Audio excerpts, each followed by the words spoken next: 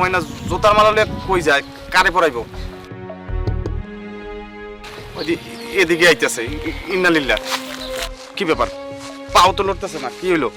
ময়না না, ময়না, আরে কি রে ময়না, তোর এত বড় সাহস, তুই আমার গলায় জুতার মালা দিলি? হ্যাঁ, আমি তোর গলায় জুতার মালা দিমু না তো কিসের মালা দিমু? হ্যাঁ, ফুলের মালা দিমু। জুতার মালা দিলি, তোর কত বড় সাহস? আরে আমি করছি নাকি? তুই তো আমার সাহস এখন পর্যন্ত দেহসি নাই, আমি আমার সাহস দেখানো মাত্র শুরু করছি।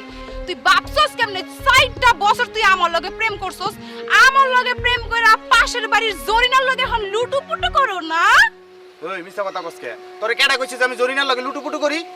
জরিনা তো আমার খালি বান্ধবী, ওর লগে তো আমার কোনো কিছু নাই। জরিনা খালি তোমার বান্ধবী লাগে, ওর লগে তোমার কিছু নাই তাই না? আমারে কি বলদ ভাবছস? আমি কি কানা? আমি আমার নিজের এই 2টা চোখ দিয়া দেখছি তুই ওই জরিনার ব্যাগ টাইনা দিছস, খিলখিল করে হাসছস জরিনারে দেখা। তুই কি আমারে বলদ ভাবছস? ওই সরি, তুই কিন্তু বলদি। আরে জরিনা তো মায়া মানুষটা, ওর ব্যাগ একটু টাইনা দিছি কারণ ওর তো গায়ে শক্তি নাই। কে আমি তোর ব্যাগ টাইনা দেই না? তুই আমার ব্যাগ টাইনা দেস তার কারণ আছে, কারণ তুই হইছস আমার বয়ফ্রেন্ড, আমি হইছি তোর গার্লফ্রেন্ড। ওই জরিনা তোর কি ফ্রেন্ড লাগে? হ্যাঁ, যে তুই ওর লিগা ওর ব্যাগ টাইনা দিছস, ওই তোর কি লাগে?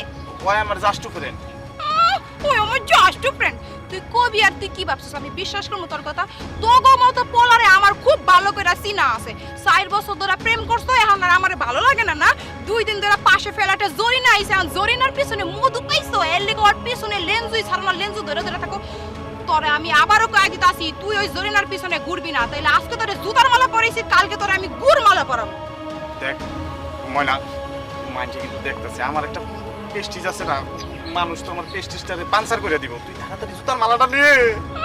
আইসো প্রেস্টিজ, তোর মতো কামের পোলার আবার প্রেস্টিজ আছে নাকি? হন, তুই যে জরিনার পিছে ঘুরস না, যায়া দেখ গা, তোর ওই জরিনা ড্রাইভার রহিম আছে না, রহিমের পিছনে ঘুরে। রহিম তো তোর থেকে আরো ভালো বড় পোস্টে আছে। কি কস? জরিনা আমার লগে এত বড় একটা বিশ্বাসঘাতকতা করলো? আমি আসলে এটা ভুল করছি। আমি বলছি যে 4 বছরের সম্পর্ক না, এটার মধ্যে আমার আসলে বিশ্বস্ত থাকা দরকার ছিল। কিন্তু ময়না রে, জুতার মালাটা খুইলা না। আমি তোরে কথা দিতেছি, আমি তোরে আজকে অক্ষণ বিয়া করব, তাও খোল। ও, তার মানে আমার সন্দেহ ঠিকই ছিল, তুমি ওই জরিনার লগে এতদিন লুটুস পটুস করছো না? ঠিক আছে, আমারে যদি কথা দিছস আজকে বিয়া করবি, তোর আজকে বিয়া করার লাগবে। আর আমি কিন্তু তোরে বিশ্বাস করে তোর গলা থেকে এই জুতার মালা এখন আমি খুলতাছি। আর জুতার মালা খুলুম, তুই আমার ফুলের মালা পরাবি, মনে থাকবো? হ্যাঁ ঠিক আছে।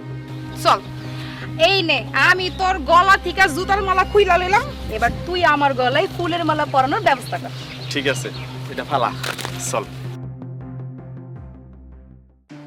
ম্যাডাম, আপনি এখানে? হ্যাঁ, ভেতরে চলেন, ছাড় তো ভেতরে আছে। ভেতরে কেউ আছে? স্যারের রুমে চলেন। এখানে কেন? না, আজকে রুমে যাব না, তোমার স্যারকে আজকে সারপ্রাইজ দেব।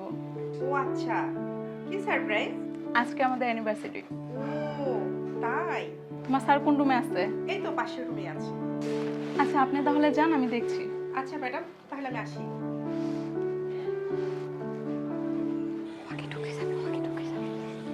আসো।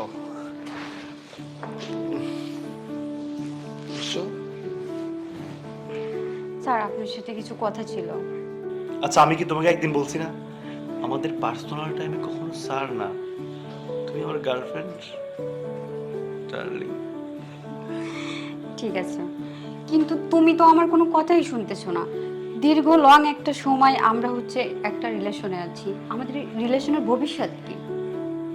ডার্লিং, যখন তুমি যা চাচ্ছ সব দিচ্ছি, টাকা পয়সা কোনো অভাব দিচ্ছি না। আমাদের যে টাইম পাস করতেছি, হোটেলে যাচ্ছি, সব সময় তোমাকে সুখে রাখছি, তাই না? তাহলে কেন তো অধৈর্য হচ্ছ? আমি যা চাচ্ছি তা পাচ্ছি সেটা ঠিক আছে, কিন্তু আমার তো একটা লাইফ আছে, তাই না? বাসা থেকে ছেলে দেখছে বিয়ে দেওয়ার জন্য, তুমি তো সেটাও আমাকে বিয়ে করতে দিচ্ছ না, তুমি নিজেও আমাকে বিয়ে করতেছো না, তাহলে আমার স্বীকৃতি কোথায়? আমারও তো মনে চাই, তাই না? স্বামী নিয়ে ঘুরে বেড়াই। আমি কি একবার বলছি তোমাকে বিয়ে করবো না? শোনো, আমার বউকে ডিভোর্স দিয়ে। সত্যি তুমি আমাকে এত ভালোবাসো? তুমি এখানে? হ্যাঁ, আমি এখানে। তোমার আর আমাকে ডিভোর্স দিতে হবে না, আমি তোমাকে ডিভোর্স লেটারটা পাঠিয়ে দেব। আসলে তোমার কথা ভুল হচ্ছে।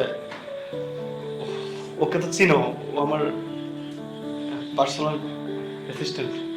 হ্যাঁ, এতদিন আমি যা দেখছিলাম সবই ভুল ছিল, কিন্তু আজ যেটা দেখলাম সেটা আসলে ভুল না, সেটাই ঠিক। আমি এই ব্যাপারে তোমাকে আরো বেশ কয়েকদিন কথাগুলো জিজ্ঞেস করছিলাম, কিন্তু তুমি আমাকে বলছো যে মানুষ তোমার নামে এই কথাগুলো বানিয়ে বানিয়ে বলে। কিন্তু আজ দেখলাম সত্যি, আমি নিজের চোখে দেখলাম, নিজের কানে শুনলাম। আর কি বলবা তুমি? না মানে হয়েছে কি, তুমি এবার মতো আমাকে ক্ষমা করে দাও, আর কখনো এমন হবে না। শোনো, আজকে আমাদের ইউনিভার্সিটি, তোমাকে আমি সারপ্রাইজ দেওয়ার জন্য আসছিলাম, আর এসে আমি নিজেই সারপ্রাইজ হয়ে গেছি। আমি টেবিলের নিচে লুকিয়েছিলাম যে তুমি আসলে আমি তোমাকে সারপ্রাইজ দিব, আর এখন আমি যা শুনলাম এর থেকে বড় সারপ্রাইজ আর কিছুই হতে পারে না। তোমার আর কোনো কথাই আমি শুনবো না। আমি যাচ্ছি, তুমি থাকো। কথা কথা দাঁড়াও। আরে তুমি তো অস্থির হচ্ছে কেন? ভালোই তো বলো, পথের কাটা পরিষ্কার হয়ে গেছে। চুপ, একদম চুপ। এই, তোর কি মনে হয় আমি তোর মতো মেয়েকে বিয়ে করার জন্য প্রেম করছি? Just time pass. ডক্টর, আমি আমার বাচ্চাটাকে নষ্ট করতে চাই। হোয়াট? অ্যাবর্শন করতে চান বাচ্চা? কেন? আনএক্সপেক্টেড? আপনার স্বামীর সাথে কোনো সমস্যা হয়েছে নাকি অন্য কিছু? না না, আমার স্বামীর সাথে কোনো সমস্যা হয়নি, একটু পার্সোনাল। সেটাই তো জানতে চাচ্ছি, পার্সোনাল সমস্যা কোথায়? স্বামী মারা গেছেন নাকি অন্য কোনোভাবে আপনার কনসিভ করে ফেলেছেন? আসলে আমার হাজব্যান্ড প্রবাসে থাকে, তো আমি মানে ভুল করে কনসেপ্ট করে ফেলেছি। আর গত সপ্তাহে আমার হাজব্যান্ড বাইরে থেকে বাংলাদেশে চলে এসেছে আমাকে সারপ্রাইজ দেওয়ার জন্য। আমি জানতামও না যে ও হুট করে চলে আসবে, তাহলে তো আমি একটু সেফভাবে চলাফেরা করতাম। আসলে এখন আমার হাজব্যান্ড যদি জানতে পারে যে আমি প্রেগনেন্ট, তাহলে আপনি তো বুঝতেই পারছেন কী হবে। আমার পুরো সংসারটাই ধ্বংস হয়ে যাবে। প্লিজ ডক্টর, আপনি আমাকে একটু হেল্প করেন। দেখুন, আপনি কি আপনার হাজব্যান্ডকে ধোকা দিচ্ছেন না? ধোকা কি করবো বলেন? হ্যাঁ, আমার তো কিছু করার ছিল না, আমি মিস্টেকলি করে ফেলেছি যা করার। এখন এর মুসলটা আমাকেই দিতে হবে।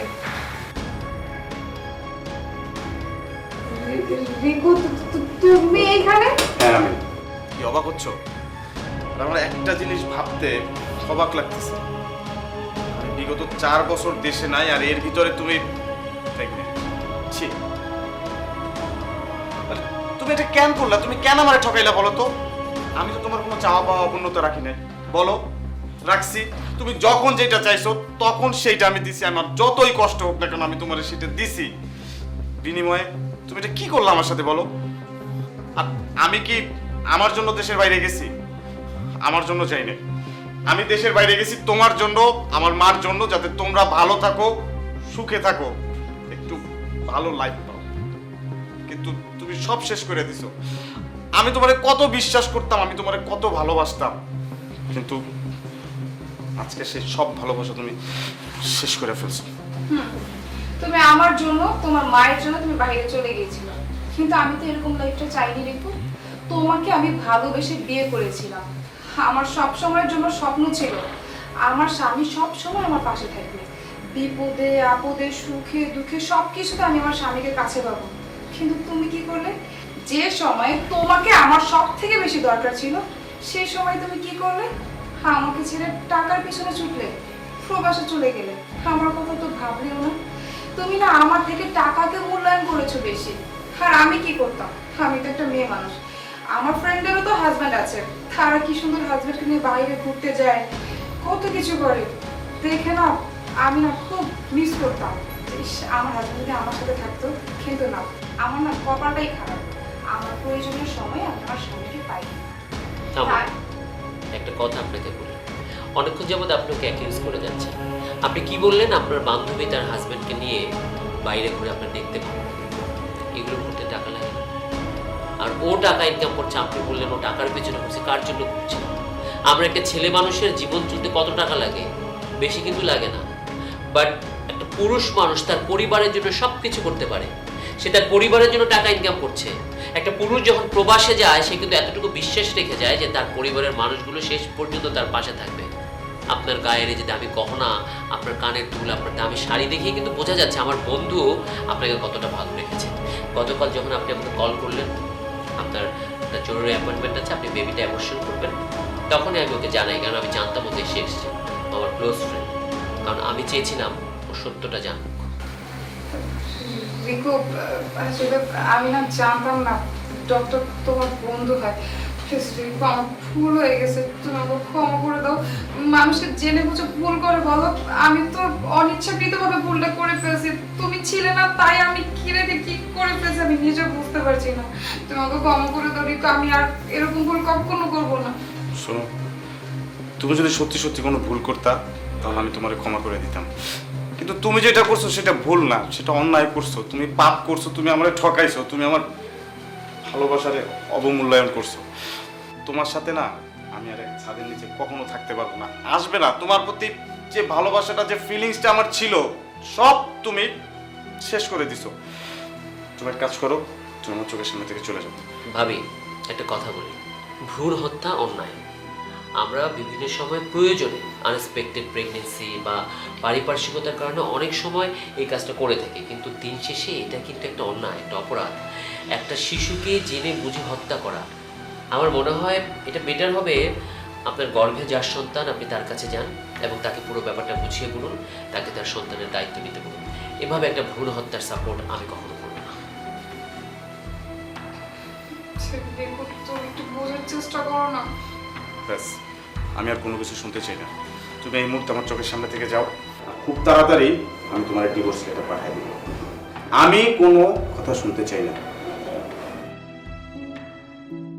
বন্ধু, তুই কি এখানে বস, আমি তোকে চা দিতে বলছি। আমার টেনশনের কিছু নেই, লাইফে এরকম চড়াই উতরাই থাকবে, So, সমস্যা নেই।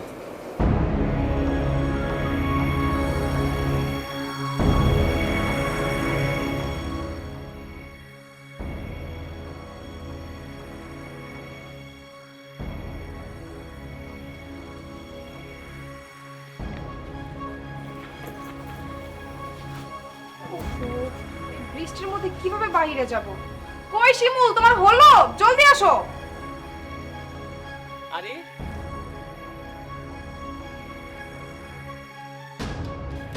যারা না দাদা, আরে সৈকত, তুই তোর এই অবস্থা কেন? এই টোকাইয়ের বাচ্চা, তোর এত বড় সাহস হয় কি করে আমার বউকে টাচ করার? ভাই, তুমি কাকে টোকাই বলছো? ও কোনো টোকাই না, ও আমার কলেজ লাইফের বন্ধু সৈকত। ওর কথাই তো আমি তোমাকে বলেছিলাম। জানো, ও কলেজের সবথেকে ব্রিলিয়ান্ট স্টুডেন্ট ছিল, অনেক ভালো ছিল পড়াশোনায়। আর আমরা তোকে দেখে অনেক হিংসাও করতাম। হয়তো ভাগ্যের পরিহাসে ওর এই অবস্থা হয়ে গেছে। আচ্ছা বল তো, তোর এই অবস্থা কেন? এই আমার কি বলছো তুমি?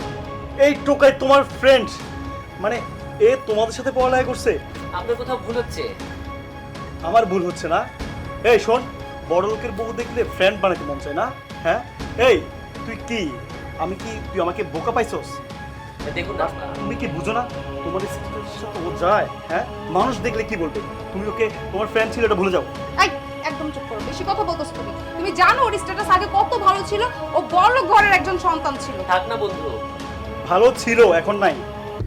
বর্তমান চিন্তা করো, ঠিক আছে? আর তোমার লেভেল দেখো, ওর লেভেল দেখো। শোনো শিমুল, তুমি না তো অহংকার করো না, বুঝছো? কারণ আল্লাহ হচ্ছে আমাদের সাময়িক সময়ের জন্য দেয়, আমাদেরও দিয়েছে। এমনও তো হতে পারে আমাদের থেকে কেউ নিতে পারে। বন্ধু থাক না, অনেক হয়েছে। আমাদের দুলা ভাই। এই চুপ! বন্ধু? কে তোর বন্ধু? টোকাই, ছোট লোক। চলো চলো, এখানে চলো। দাঁড়াও, তোমার চেনটা কোথায়? চেন? চেন তো আমার গলায় ছিল, আমি তো বাসা থেকে পরে দেখছো দেখছো, আমি বলছি না এইসব টোকাই চোর ছোট লোক কখনো ফ্রেন্ড হয় না। ও চুরি করছে। এই কি বলছেন? বিশ্বাস করুন, আমি দেখিনি ওর গলায় চেন ছিল। আশ্চর্য, আমি জাস্ট আমার পুরনো বন্ধুর সাথে দেখা হয়েছে বলে আমি ওকে একটু জড়িয়ে ধরেছিলাম, আমি কোনো কিছু চুরি করিনি। তুই দেখিসনি না? বের কর, বের কর। বলছি তো। তুমি কি করছো? আমার বন্ধু, তুমি ওকে চোর কেন বলতেছো? তুই এখনো বের কর। ভাই আমি বললাম তো আমার কাছে নেই, প্লিজ ট্রাই টু আন্ডারস্ট্যান্ড, বোঝার চেষ্টা করুন। আমি নেইনি। চেনটা ওর কাছে আছে। এই বের কর, বের কর, চেন বের কর। আমি নেইনি, আমি বলছি তো। চেন বের কর। আশ্চর্য, কোথায়? ওরে রাখছো, বের কর, বের কর। পেলেন কোথাও? চেক তো করলাম, পেয়েছেন? কিছু পেয়েছেন? দেখছো, তুমি ওকে সার্চ করছো কিন্তু ওর শরীর থেকে তুমি কোনো চেন পাওনি। বাদ দাও তো, আমাদের সময় অনেক নষ্ট হয়েছে, তুমি চলো। দাঁড়াও,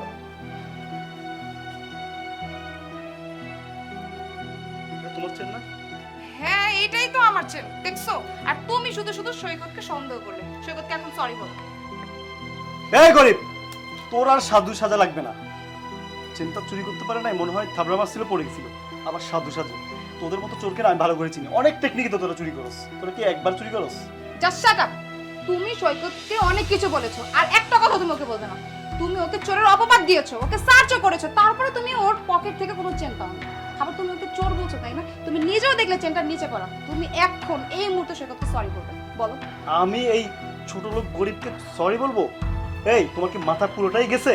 ও আচ্ছা, গরিব ছোট লোককে সরি বলতে আপনার বাচ্ছে তো ফাইন, কিন্তু আপনাকে তো সরি বলতেই হবে মিস্টার। হ্যাঁ, টোকাই সৈকতকে না বলেন, অন্তত সিআইডি অফিসার সৈকতকে তো বলতে পারেন। সিআইডি? হ্যাঁ, সবকিছু মুখে বললে হয়ে যায়? এই, সিআইডি কিছু বুঝাস তুই? একটা টোকাই। Look at this, CID officer, CID inspector. আমি একটা গোপন মিশনে এখানে ছদ্মবেশে ছিলাম। আপনাদের এখানে প্রচুর মাদক পাচার হচ্ছে, সেটা ধরার জন্যই আমি টোকাই বেসেছিলাম, যাতে করে সাসপেক্টেডরা আমাকে কোনোভাবেই জাজ করতে না পারে। আপনি কি বললেন আমার সাথে বাজে ব্যবহার করবেন? কেন? গরিব টোকাই বলে?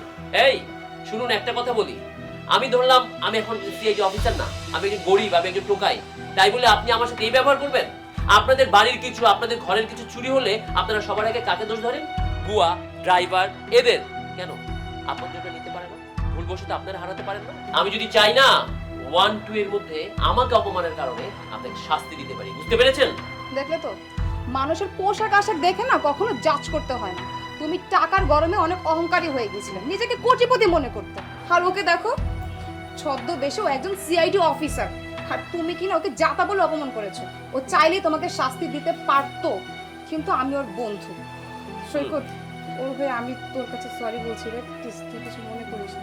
না বন্ধু, তোর সরি বলার কিছু নেই, আর উনি সরি বললে ওনার সরি আমি নিবও না। একটা কথা মনে রাখবেন, যদি জাজ করতে হয় মানুষের মনুষ্যত্ব দেখে জাজ করুন, যদি জাজ করতে হয় মানুষের ড্রেস দেখে নয়, তার অবস্থা এবং তার ক্ষমতা দেখে জাজ করুন। সবচেয়ে বড় কথা, গরিবরাও মানুষ। এই ছোট ছোট স্টাফগুলো আছে বলেই না আপনারা পরিষ্কার পরিচ্ছন্নভাবে বাঁচতে পারছেন। আর বন্ধু, সরি তো তোকে আমার বলা উচিত, তুই কত ভালো একটা মেয়ে, কিন্তু লাইফ পার্টনার হিসেবে এমন একজন অহংকারী মানুষকে বেছে নিয়েছিস। আমার মনে হয় তোর বাকি জীবনটা খুব কষ্টেই কাটবে, পারলে বদলে ফেলিস। আচ্ছা, অনেক হয়েছে, এমনি তো আমাদের সময় নষ্ট হয়েছে। চলো, বাহিরেও বৃষ্টি হচ্ছে। না না, আজকে যাবো না। আজকে আমার মেজাজ ঠিক নেই, আর বাইরে বৃষ্টি। চলো, ঘরে চলো।